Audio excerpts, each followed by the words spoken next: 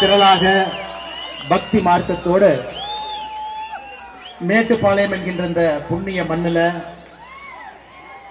கணபதி சதுர்த்தி விழா ஆரம்பித்த நாளிலிருந்து 3வது நாளாக இன்று 3 நாட்களாக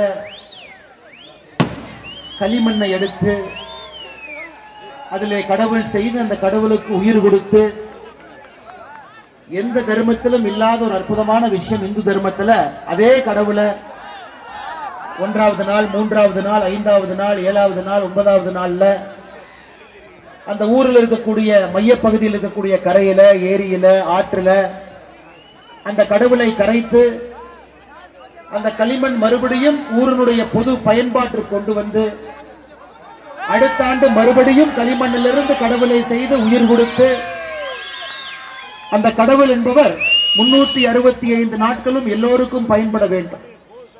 வீட்டில் இருக்கும் பொழுது வீட்டில் இருப்பவர்களுக்கு, கரையில் இருக்கும் பொழுது விவசாய பெருமக்களுக்கு 365 நாட்களும் கூட அருள்பளிக்கக்கூடிய விநாயக பெருமானை இன்று மேட்டுப்பாளையம் பகுதியில் சுமார் 60க்கும் மேற்பட்ட விநாயக பெருமானுடைய விசர்ஜனுக்காக நாம் தயாராகி கொண்டிருக்கின்றோம். இது சாதாரண ஒரு மண் இல்லைங்க. மேட்டுப்பாளையத்தை பொறுத்தவரை ரத்தத்தை சிந்தி தேசியத்திற்காக நின்ற மக்கள் இருக்கக்கூடிய ஊர். 1998 குண்டுவெடிப்புல 7 வீர மனிதர்களை இந்த நாட்டிற்காக தியாகம் செய்த ஊர். 1995 அருமையண்ணன் டெய்லர் கார்த்திக் அவர்களை தியாகம் செய்த ஊர். 2 மனிதர்கள் மேட்டுப்பாளையத்தில் தேசிய பாதுகாப்பு சட்டம் அவர்கள் மீது பாய்ச்சப்பட்டு இன்றும் நம் கண்முன்னால் வாழ்ந்து கொண்டிருக்கக்கூடிய அண்ணன் அமிர்தலிங்கம் அவர்கள் வாழக்கூடிய ஊர் இது.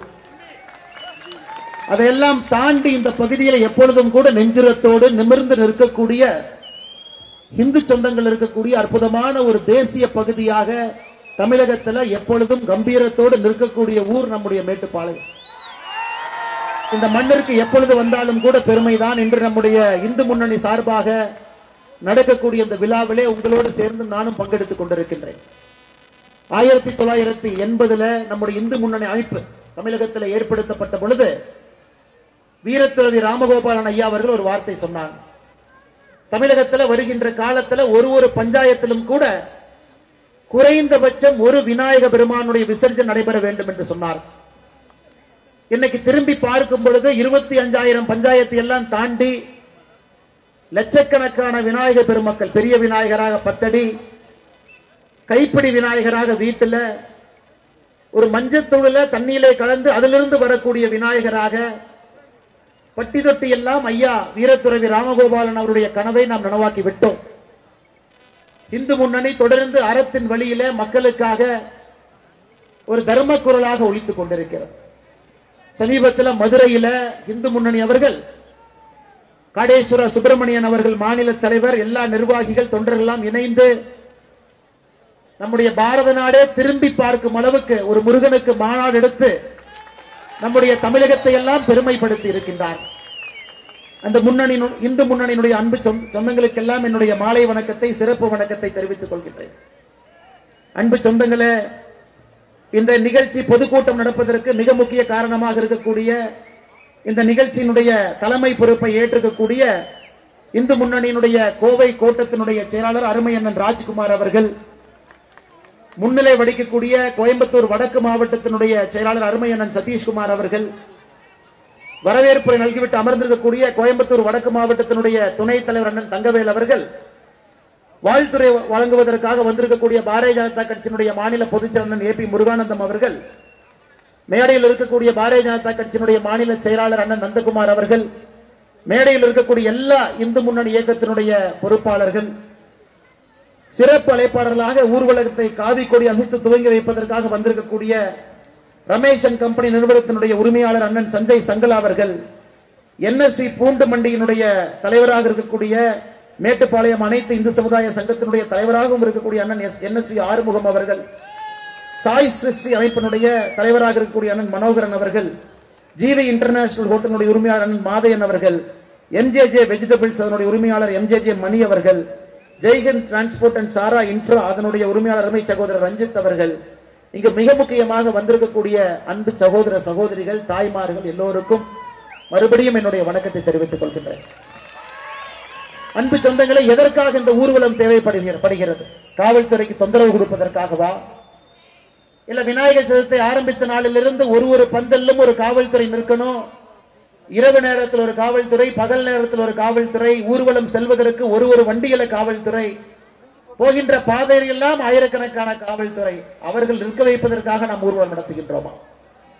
தமிழகத்திலே இந்த நிலைமை கொண்டு வந்ததற்கு காரணம் யார்? எல்லா ஊரிலும் கூட அமைதியாக எந்தவித அடக்குமுறையும் இல்லாமல் நடைபெறக்கூடிய விநாயகர் சதுர்த்தியினுடைய ஊர்வலம் தமிழகத்தில் மட்டுமே. ஒரு புதிய விநாயகர் சிலையை ஒரு ஆண்டு புதிதாக வைக்க வேண்டும் என்றால் 1008 கட்டுப்பாடுகளை தாண்டி ஒரு விநாயகர் சிலையை கொண்டு வந்து வைக்க வேண்டும். 2021 திராவிட முன்னேற்ற கழகத்தினுடைய ஆட்சி வந்த பிறகு அந்த ஆண்டு உங்களுக்கு ஞாபகம் இருக்கும்.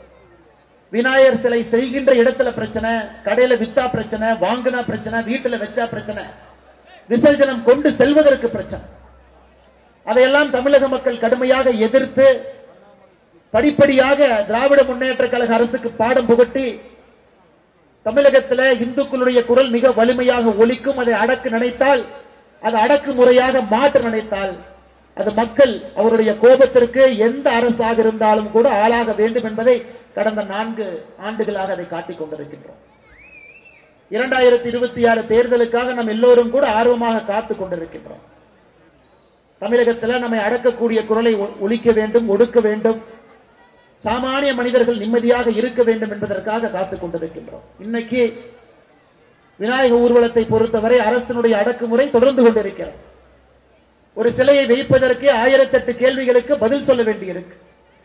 நான் எப்பொழுதும் கூட காவல்துறையின் மீது பழிச்சொல்லை சொல்லக்கூடிய மனிதன் அல்ல. காவல்துறையை பொறுத்தவரை கைகள் கட்டப்பட்ட துறையாக, அரசினுடைய பேச்சை கேட்க வேண்டிய துறையாக மாறி இருக்கின்றார்கள். அது தவறு காவல்துறையின் மீது இல்ல. காவல்துறையை பொறுத்தவரை கம்பீரமாகத்தான் இருக்கிறார். ஆனால் அரசு என்னை காவல்துறையை ஏவல் துறையாக மாற்ற முயற்சித்து நிறைய பிரச்சனைகள் இருக்கு. அதனால் இந்த ஆண்டு காவல்துறை நண்பர்கள் அவர்கள் கடினமான பணிச்சுமை தான் நம்ம சொல்லிட்டு போயிடலாம். ஆனா காவல்துறையை பொறுத்தவரை இரவு நேரத்தில், பகல் நேரத்தில் கடினமான பணிச்சுமை. ஆட்சிகள்லாம் மாறி காட்சிகள்லாம் மாறும் பொழுது மிக அமைதியாக எந்தவித அடக்குமுறையும் இல்லாத ஒரு விநாயகர் சதுர்த்தி ஊர்வலத்திற்காக நாம் எல்லாம் காத்துக் கொண்டிருக்கின்றோம். மகாராஷ்டிராவில் 1,50,000 மும்பையில மட்டும், மகாராஷ்டிரால மும்பையில மட்டும் 1,50,000 விநாயகர் சதுர்த்தி அன்னைக்கு 9 நாட்கள்ல விநாயகரை விசர்ஜனை செய்யறாங்க. 1,50,000. எங்கேயாவது பிரச்சனை நடக்குதா? எங்கேயாவது அடக்குமுறை நடக்குதா? காவல்துறை இவ்வளவு கிடுக்குப்பிடி போடுறாங்களா? எங்கேயும் கிடையாது. ஏன்னா பிள்ளையார் சிலையை உடைச்சவங்க தான் இன்னைக்கு ஆட்சியில் இருக்கிறாங்க. பிள்ளையாரை பிடிக்காதல்ல அவங்களுக்கு. பிள்ளையார் சிலையை உடைத்து தப்பி தவறி ஆட்சியில் அமர்ந்திருக்கின்றார்கள். 2021 அடக்குமுறை ஆரம்பிச்சாங்க, இன்னும் பார்த்து கொண்டிருக்கின்றார்கள். இதெல்லாம் நீங்க கவனிக்கணுங்கம்மா, கேட்கணும். ஏன்னா பாலகங்காதர திலக் அவர்கள் 1893 இது போன்ற கூட்டங்களை எல்லாம் எழுச்சி பேரணியாக மாற்றினார். பிரிட்டிஷ் காலகட்டத்தில் 1893 விநாயகர் பந்தலை அரசியலாக மாற்றியது நம்முடைய திலகர் அவர். அரசியல் இன்னைக்கு இருக்கிற மாதிரி கேடுகட்ட அரசியல் இல்லைங்க. மக்கள் சக்தியாக அந்த அரசியலை மாற்றி ஆங்கிலேயர்களுக்கு எதிராக குரலை உயர்த்த வைத்து ஒரு விநாயகர் பந்தலையும் கூட தேசபக்தி எழுச்சியை கொண்டு வந்து அன்று ஆரம்பித்த அந்த போராட்டம் இன்றும் நடந்து கொண்டிருக்கு.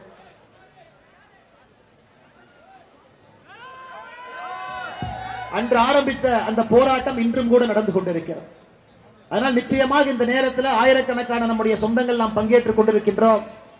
இந்த நிகழ்ச்சி இனிதே நடைபெறுவதற்கு மிக கடுமையாக பாடுபடக்கூடிய எல்லோரையும் கூட ஒரு நிமிடம் நாம் நினைத்து பார்க்க வேண்டும் என்பதற்காகத்தான் இதெல்லாம் சொல்றேன். எவ்வளவு கஷ்டப்பட்டு இதை நடத்தி கொண்டிருக்கின்றார்கள், நம்ம எல்லாம் ஒருங்கிணைத்துக் கொண்டிருக்கின்றார்கள்.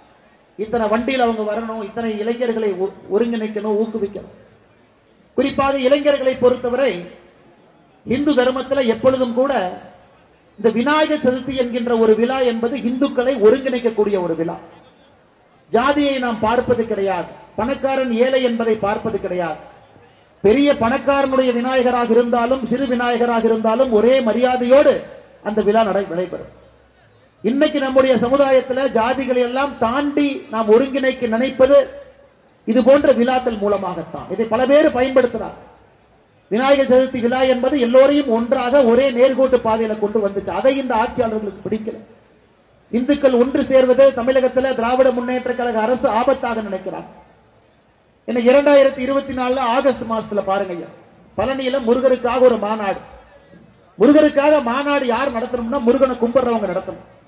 ஆனா 2024 நடத்தப்பட்ட மாநாடு திராவிட முன்னேற்ற கழக ஆட்சி அந்த மாநாடு நடத்தினார். ஒரு மாநாட்டின் மீது முருகன் மீது உண்மையாலுமே பக்தி இருந்தால் அந்த மாநாட்டை அரசே நடத்துறாங்க. முதலமைச்சர் நேரடியா போய் பங்கேற்கணும். முதலமைச்சர் பங்கேற்கல. முதல் நாள் காணொலி வாயிலாக அந்த நிகழ்ச்சியில பங்கேற்கிறார். இரண்டாவது நாள் நிகழ்ச்சியில உதயநிதி ஸ்டாலின் காணொலி வாயிலா பங்கேற்கிறாங்க. பழனியில போன வருடம் ஆகஸ்ட் மாதம் நடைபெற்ற அனைத்துலக முருகர் மாநாடு. அந்த மாநாட்டினுடைய தீர்மானத்தை படிச்சு பார்த்தா நீங்களே சிரிப்பீங்க. 21 தீர்மானம் அரசு போட்டிருக்கிறாங்க. 8வது தீர்மானம், இந்து அறநிலைத்துறை அவர்கள் பகுதியில் இருக்கக்கூடிய திருக்கோவில்ல மாணவ செல்வங்களை எல்லாம் வரவழைத்து கந்த சஷ்டி கவசத்தை படிக்க வைக்கணுமா. அதை பாருங்க, எவ்வளவு ஆச்சரியம் பாருங்க. அதாவது 8வது தீர்மானம், இந்து அறநிலைத்துறை கோவில்கள் எங்க இருக்கோ அங்கே மாணவ செல்வங்களை அழைத்து கந்த சஷ்டி கவசம் பாராயணம் பாடுவதற்கு நாம் வாய்ப்படுத்தி கொடுக்க வேண்டும் என்று. ஆனா அந்த விழாவை முக்கிய விருந்தினர்களாக வரக்கூடியவர்களுக்கு சனாதன தர்மத்தை ஒழித்து கட்ட வேண்டும். சனாதன தர்மம் என்பது டெங்கு போவது, கொசு மாறி அதையெல்லாம் மிதிக்கணும். ஒரு பக்கம் பேசலாம். இன்னொரு பக்கம் இந்துக்களுடைய வாக்கு வங்கி வேண்டும், நம்ம ஆன்டி இந்தி கவர்மெண்ட் சொல்லிடக்கூடாது என்பதற்காக இது போற நாடகம். 2024 ஆகஸ்ட் மாதத்திற்கு பின்பு, இன்னைக்கு சரியா ஒரு வருஷம் ஆகுங்க, ஒரு வருஷம் ஆக போது, முடிய போது. ஒரு வருடத்துல எங்கேயாவது இந்து அறநிலைத்துறை அவர்களாக மாணவ செல்வங்களை அழைத்து கந்த சஷ்டி கவசம் எங்கேயாச்சும் படிக்க வச்சாங்களான்னு கேளுங்க. மக்களை ஏமாற்றுவதற்காக, மக்களை ஏமாற்றி பிழைப்பதற்காக ஒரு மாநாடு நடத்தி பொய்யான தீர்மானத்தை போட்டி அந்த நேரத்தில் கைத்தட்டு வாங்குவதற்காக இவர்கள் நாடகமாகி கொண்டிருக்கின்றார்கள்.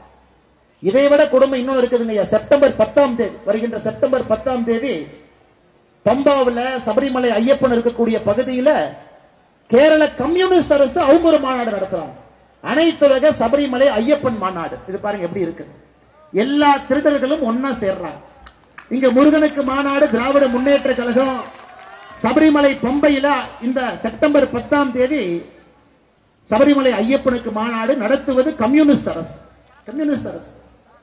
கேரளாவில் இருக்கக்கூடிய பாரதிய ஜனதா கட்சியும் அங்க இருக்கக்கூடிய நம்முடைய இந்து சொந்தங்களும் ஒரே வார்த்தை தான் சொன்னாங்க, மாநாடு நடத்துறதே தப்பு. இந்த மாநாட்டுக்கு முக்கிய விருந்தினர் ஒருத்தர் கூப்பிட்டிருக்காங்க. அவங்க யாருன்னா சாட்சா தமிழ்நாட்டினுடைய முதலமைச்சர் மு.க. ஸ்டாலின் அந்த மாநாட்டினுடைய முக்கிய விருந்தினர். பாருங்க எப்படி திருடர்கள் ஒரே மேடையில ஒன்னா சேர்றாங்க. அங்கே சொன்னார்கள், மு.க. ஸ்டாலின் அவர்கள் கேரள மண்ணில செப்டம்பர் 10ஆம் தேதி காலை வைப்பதற்கு நாங்கள் விட மாட்டோம். எங்களை தாண்டி எங்களின் மீது நடந்து இந்த சபரிமலை மாநாட்டினுடைய மேடை பந்தலுக்கு தமிழ்நாட்டினுடைய முதலமைச்சர். காரணம் என்னன்னா, சனாதன தர்மத்தை பற்றி நான் பேசியதும் தவறு, விநாயகர் சிலையை நாங்கள் எங்களுடைய தந்தையார் அவங்கள உடைச்சதும் தவறு, என்னுடைய மகன் சனாதன தர்மத்தை பற்றி பேசியது தவறுன்னு சொல்லிட்டு நீங்க மேடை ஏறுங்க, இல்லாட்டி எங்களின் மீது நீங்கள் ஏற வேண்டி வரும். எப்பவுமே இந்த திராவிட கட்சிகளை பொறுத்தவரை எதிர்த்து நின்னீங்கன்னா ஓடிடுவாங்க. நாம பவ்யமா சாதாரணமா அமைதியாக நிற்கும் வரைக்கும் தான் நம்ம மேல ஏறி நிற்பாங்க.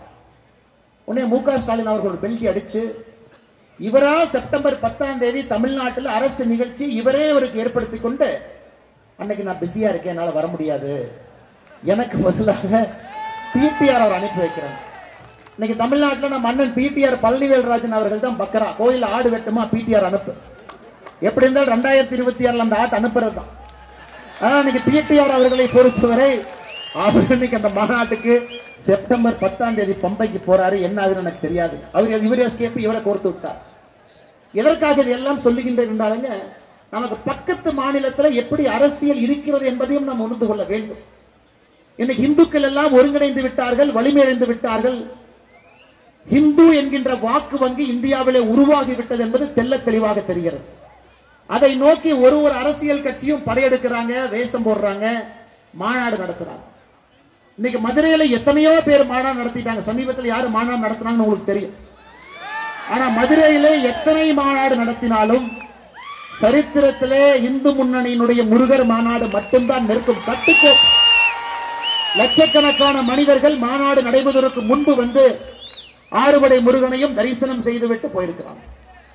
அன்னைக்கு மட்டும் குறைந்தபட்சம் 7.5 லட்சம் பேர் மாநாட்டுக்கு வந்து பார்த்துட்டு அமைதியாக அவங்களே வீட்டுல கிளம்பி. ஆச்சரியம் பாருங்க, இந்து முன்னணி நடத்தக்கூடிய முருகர் மாநாட்டுக்கு எல்லாம் தமிழ்நாட்டை பொறுத்த வரைக்கும் அரசியல்வாதிகளுக்கு பெருமை என்னன்னா, தீபாவளிக்கு பொங்கலுக்கு ஒரு நடிகருடைய படம் ரிலீஸ் ஆனா 100 கோடி வசூலாச்சா, 50 கோடி வசூலாச்சா. தீபாவளிக்கு பொங்கலுக்கு டாஸ்மார்க்ல எவ்வளவு வசூலாச்சு. ஆனா முருகர் மாநாடு நடத்தப்பட்ட மதுரையில அங்க சுத்தி இருக்கக்கூடிய டாஸ்மார்க் கடையில 1 ரூபாய் கூட வருமானம் அதிகரிக்கவில்லை. என்ன சொல்றாங்க? எப்படிப்பட்ட கூட்டம் நம்மோடு இருக்கின்றார்கள், எப்படிப்பட்ட மனிதர்கள் நம்மோடு இருக்கின்றார்கள். இதெல்லாமே பாடம். தமிழகத்தில் இருக்கக்கூடிய அரசியல்வாதிகளுக்கு, நிறைய அரசியல் கட்சிகளுக்கு இது ஒரு பாடம். கட்டுக்கோப்பாக இந்து மக்கள் எப்படி இருப்பார்கள், அவருடைய நடவடிக்கை எப்படி இருக்கும் என்பதற்கு நல்ல ஒரு பாடம். அவங்களே மாநாடு முடிச்சுட்டு ஒரு மாநாடு நடத்துனீங்க, 1 லட்சம் சேர் போட்டீங்கன்னா குறைந்தபட்சம் ஒரு 600-700 சேர் உடையும், 1000 சேரே உடையும். இந்த மாநாட்டில் அவ்வளவு லட்சக்கணக்கான சேர் போட்டு ஒரு சேர் உடையல. மக்களே வந்து சேர் எடுத்து வச்சுட்டு போறாங்க, மக்களே அதை சுத்தம் பண்ணிட்டு போறாங்க. வீட்டுல கட்டு சாதத்தை கட்டி விட்டு வந்து அவர்களே சாப்பிட்டு பொறுமையா போறாங்க. இது போன்ற ஒரு ஆட்சியாளர்களுக்காக, ஆட்சிக்காக தமிழகம் காத்திருக்கிறது. ஆட்சியாளர்கள் எப்படிப்பட்டவர்கள் வர வேண்டும், மக்களை எப்படி மதிக்க வேண்டும் என்று. மக்கள் எப்படி மதிக்கிறதுனா இன்னொன்று சொல்றாங்க, இன்னைக்கு உங்களுடன் ஸ்டாலின் அப்படின்னு அங்கங்க எல்லாம் ஒரு போர்டு வச்சிருக்கிறாங்க, எல்லாம் வாங்க வாங்கன்னு சொல்லிட்டு இந்த ஹோட்டலுக்கு வெளியே நிப்பாங்கல்ல, அண்ணே வாங்கினே வாங்கினே தோசை இருக்கு, இட்லி இருக்கு அப்படின்னு. அவங்களே இந்த உங்களுடன் ஸ்டாலின் ஒண்ணு போட்டுட்டு ஆள் இல்லாத கடையில டீ ஆத்துற மாதிரி 4 பேர் டீ ஆத்திட்டு இருக்காங்க. அங்க போய் எந்த அப்ளிகேஷன் கொடுத்தாலும் வேலையெல்லாம் நடக்காதுன்னு உங்களுக்கு தெரியும், எனக்கு தெரியும். ஆனா இன்னைக்கு சிவகங்கையில அடுத்த லெவலுக்கு போயிட்டாங்க. வாங்கினதெல்லாம் பண்டில் பண்ணி எடுத்து வைகை ஆத்துல போட்டு கிளம்பி போயிட்டே இருந்தாங்க. எதுக்கு பெட்டிஷனை வாங்கி அதை படிச்சு அதுக்கு ஒரு நம்பரை போட்டு யாரப்பா இதெல்லாம் சால்வ் பண்ணுவாங்க? தமிழகத்தினுடைய ஆட்சியினுடைய நிலைமை இப்படித்தாங்க இருக்கு. அதையெல்லாம் கூட இங்க இருக்கக்கூடிய சொந்தங்கள் நீங்கள் உற்று கவனித்துக் கொண்டிருக்கின்றீர்கள் என்பதை முழுமையாக நான் நம்புகின்றேன். அருமை சொந்தங்களே, இது மட்டும் இல்லைங்க, நாம் இன்று நன்றாக புரிந்து கொள்ள வேண்டும். இந்த பத்திரிகையில கூட நம்முடைய இந்து முன்னணியினுடைய அமைப்பாளர்கள் நண்பர்கள் மிக முக்கியமான விஷயங்களை நமக்கு சொல்லியிருக்கிறாங்க. இந்து தர்மத்தை பொறுத்தவரை நமக்கு முன்னாடி இருந்தவங்க பேணி காத்து நமக்கு கொடுத்துட்டு போயிருக்கிறாங்க. நாம் இதை பேணி காத்து நம்முடைய சந்ததியருக்கு கொடுக்கும். நம்முடைய முன்னோர்கள் நமக்காக அவ்வளவு கோயிலை கட்டினாங்க, அவர்களுக்காக கோயில் கட்டலைங்க. ராஜராஜ சோழன் அவருக்காக குடும்பத்துக்காக அவ்வளவு பெரிய கோயில் கட்ட வேண்டிய அவசியம் இல்லை. ராஜேந்திர சோழன் கங்கை கொண்ட சோழபுரத்தில் அவ்வளவு பெரிய கோவில் கட்ட வேண்டிய அவசியம் இல்லைங்க, ஏரி கட்ட வேண்டிய அவசியம் இல்லை. அவர்கள் கட்டியதெல்லாம் வருங்கால சந்ததியர் கட்டியது. இன்னைக்கு பாருங்க, 1986 தமிழகத்துல திருக்கோவில்களுக்கு கீழே இருக்கக்கூடிய சொத்து வெறும் நிலம் மட்டுமே 5.5 லட்சம் ஏக்கர் இருந்த நிலம் இன்னைக்கு 4,78,000 ஏக்கர் தாங்க இருக்கு, காணாம போயிடுச்சு. 1 லட்சம் ஏக்கர் கிட்டத்தட்ட இந்து அறநிலைத்துறை கீழே இருக்கக்கூடிய கோவில் சொத்து 1986 இருந்து கணக்கு போடுங்க, இன்னைக்கு 39 வருஷம்.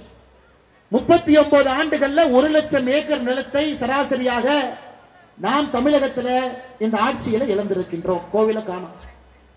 திருச்செந்தூர்ல மட்டுமே ரொம்ப ஆச்சரியம் என்னன்னாங்க, ஐயா, ஆயிரக்கணக்கான பசுவை கோயிலுக்கு கொடுக்கிறார். கடைசியாக நடத்தப்பட்ட ஆய்வின்படி 11,000 மாட்டை காணோம், கொடுத்த மாட்டை காணோம். இதெல்லாம் இப்ப சமீபத்தில் பேப்பர்ல பார்த்தேன். புதுக்கோட்டையில ஒரு கோவில்ல ஒரு உண்டியல் வச்சிருக்கிறாங்க. மக்கள் சரி சாமி இருக்கிறாங்கப்பா, 10 ரூபாயா 1 ரூபாயா போட்டாங்க. ரொம்ப நாள் கழிச்சுதான் மக்களுக்கு தெரிஞ்சது அது கோயில் உண்டி இல்ல, பக்கத்து வீட்டுல திமுக கார வச்ச உண்டி. அதை ஜோக்கல் அடிக்கலீங்க. புதுக்கோட்டையில் இப்பதான் கைது பண்ணி உண்டியல மட்டும் இல்ல, அந்த உண்டியல வச்ச திமுக காரனை இப்பதான் கைது பண்ணாங்க. எப்படி எல்லாம் யோசிக்கிறாங்க பாருங்க, எப்படி எல்லாம் யோசிக்கிறாங்க பாருங்க. ஒரு பக்கம் நிலத்தை காணா, ஒரு பக்கம் மாட்டை காணா. வடிவேல் என்ன சொன்ன மாதிரி கிணத்தை காணாங்கிற மாதிரி மாட்டை காணா. புதுக்கோட்டையில அடுத்த லெவலுக்கு போயிட்டாங்க. நாமளே ஒரு கோயிலை உருவாக்குனா மக்களுக்கு குழப்பம். மக்களுக்கு இது அறநிலைத்துறை கோவிலா, தனியார் கோவிலா, இல்ல இது ஆகம சாஸ்திரத்தின்படி இருக்கிற கோவிலா, இல்ல உள்ளூர் மக்கள் கோவிலா? உண்டியல் வைத்து இத்தனை ஆண்டு காலமாக வசூல் பண்ணி யாரோ அதை கண்டுபிடிச்சு கம்ப்ளைண்ட் கொடுத்து புதுக்கோட்டையில ஒருத்தர் கைது பண்ணிருக்கிறாங்க. அதற்கு நாம் இன்று கேள்வி கேட்கணும். 1 லட்சம் ஏக்கரை 39 வருஷத்துல இழந்துட்டோம்னா இன்னும் மிச்சம் இருக்கிறது 4,78,000 ஏக்கர்.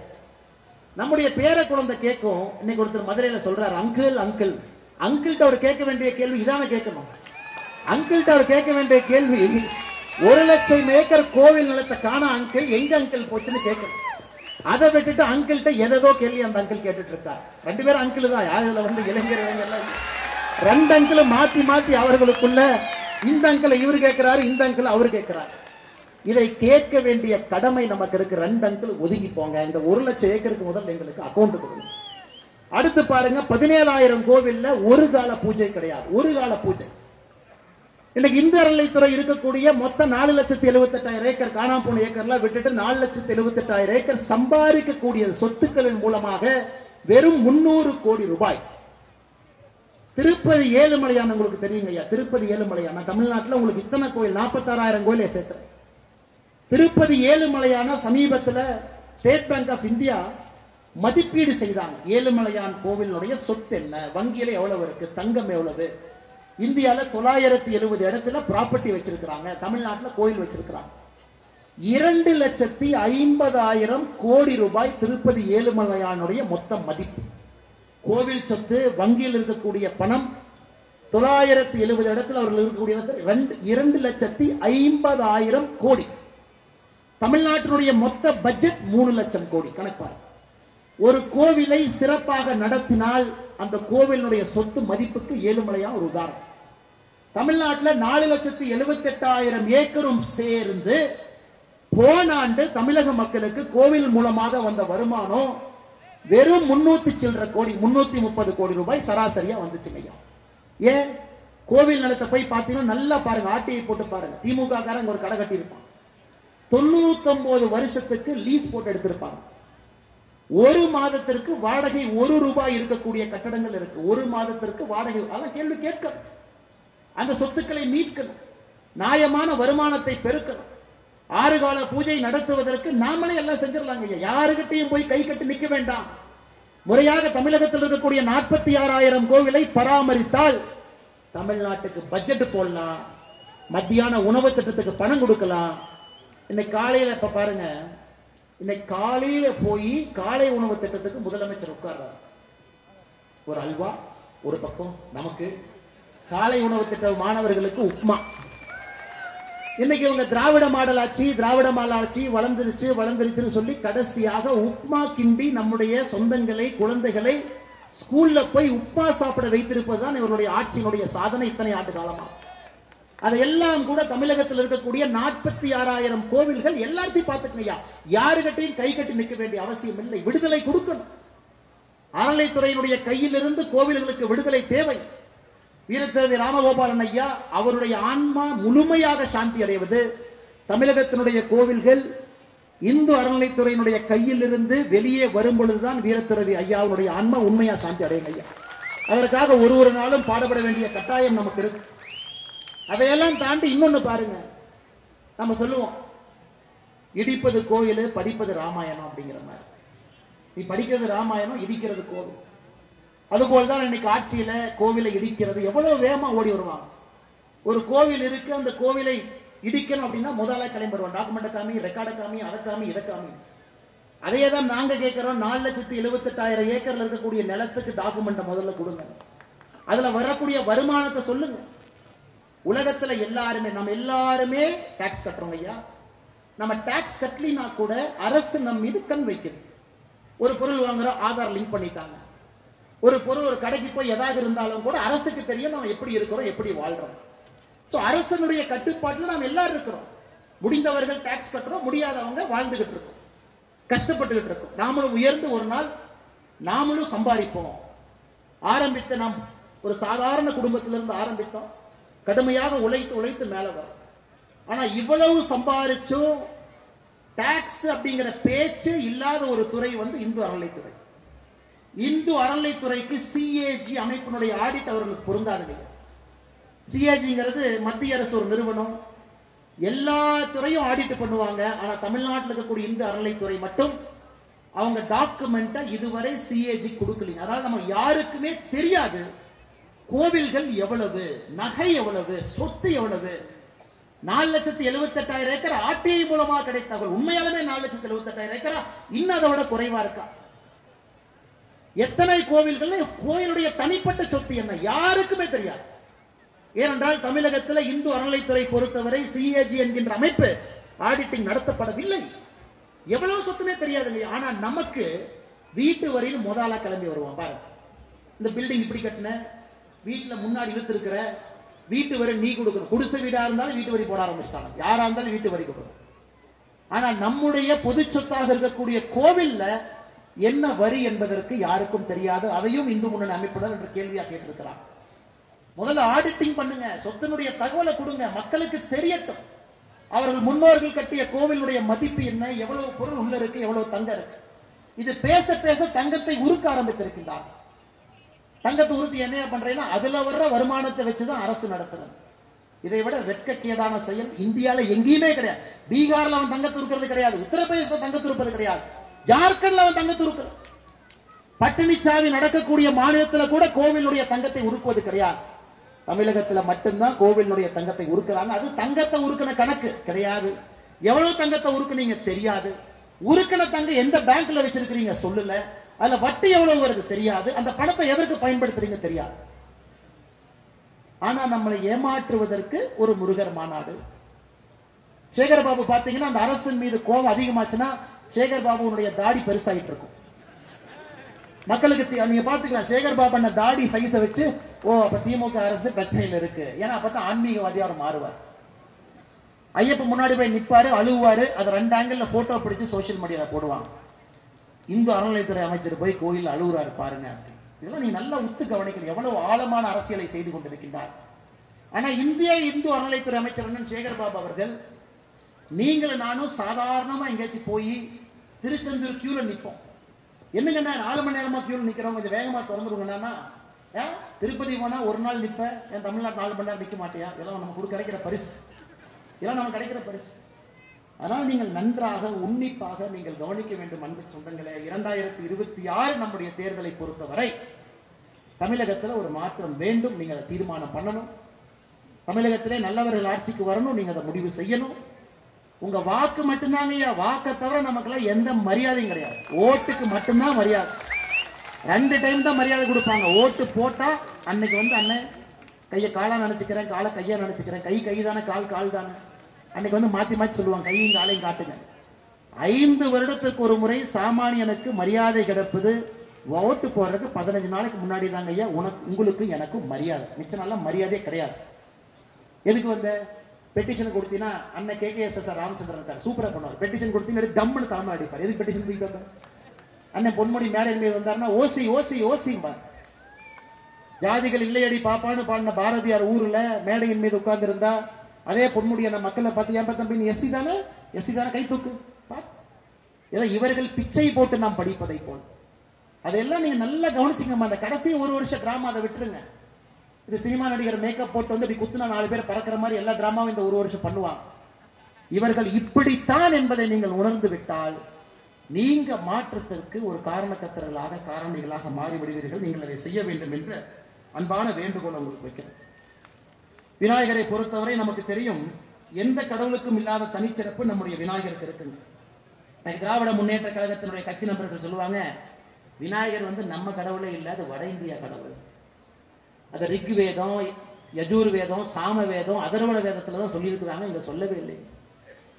அவர்களுக்கு யாராவது போய் நம்முடைய அவ்வை பாட்டி விநாயகர் அகவல் 1400 ஆண்டுகளுக்கு முன்பு விநாயகருக்காக விநாயகர் அகவல் எழுதினாங்க. 1400 ஆண்டுகளுக்கு முன்பு அதுல சொல்றாங்க, விநாயகரை பார்த்து சொல்றாங்க, பாலும் தெளி தேனும் பாகும் பருப்பும் இவை 4ம் கலந்து உனக்கு நான் அளிப்பேன். இந்த 4ம் நான் உங்களுக்கு கொடுக்கிறேன். பால் கொடுக்கிறேன், தேன் கொடுக்கிறேன், சர்க்கரை பாகு கொடுக்கிறேன், பருப்பு கொடுக்கிறேன். இந்த 4ம் கொடுக்க வேண்டிய கடமை எனக்கு இருக்கு. கோலஞ்சை துங்க கரிமுகத்து மாமணியே, எனக்கு நீ திரும்ப என்ன கொடுக்க போறீங்கன்னா 3 சங்கத்தமிழையும் திருப்பி கொடு. இயலிசை நாடகம் 3 எனக்கு கொடு விநாயகரே, நாங்க 4 உனக்கு தர்றோம். அதனால்தான் ஒரு எளியவர் வீடு யார் வீடாக இருந்தாலும் கூட இந்த 4ம் நம்மளால கொடுக்க முடியும். ஒரு பால விநாயகர் கொடுக்கலாம், தேனை கொடுக்கலாம், சக்கரை பாவை நாமளே செஞ்சு கொடுக்கலாங்க, பருப்பு கொடுக்கலாம், விநாயகருக்கு பிடித்தது.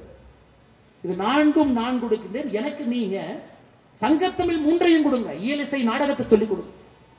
அதனால்தான் நம்முடைய ஒரு குழந்தையும் படிப்பதற்கு முன்பு முதல்ல போடுற கையெழுத்து விநாயகர் கையெழுத்தை போட்டுட்டு தான் நம்ம ஆரம்பிப்போம். ஒரு புதிய விஷயத்தை ஆரம்பிப்பதற்கு முன்பு விநாயகரை வைத்து அதை ஆரம்பிப்போம். படிக்க வேண்டும் என்றால் விநாயகருடைய பாடலை பாடித்தான் குழந்தையை படிக்க ஆரம்பிக்கும். அப்படிப்பட்ட ஒரு பெருமை விநாயகருக்கு இருக்கு. எளியவர்கள் யாராக இருந்தாலும் வலியவர்கள் யாராக இருந்தாலும் இந்த ஒரு கடவுளை பொறுத்தவரை சமமாக எல்லோரும் கொண்டாடலாம். இன்னொரு தனிச்சிறப்பு பாருங்க. ஒரு களிமண் எடுத்து அந்த களிமண்ல விநாயகர் செய்யறோம். அந்த களிமண்ணுக்கு உயிர் ஊட்டுகின்றோம். வீட்டில் வச்சு உயிர் ஊட்டுகின்றோம்.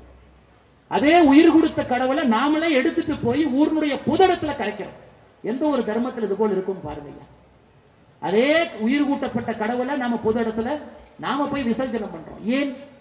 இந்த கடவுள் வீட்டில் இருக்கும் வரை நமக்கு பயன்படுவார். பொது இடத்துல ஏரி குளத்துல போய் கடவுளை விசர்ஜனம் செய்யும் பொழுது ஊர் ஏரி குளத்துல ஏரியில களிமண் சேர வேண்டும்.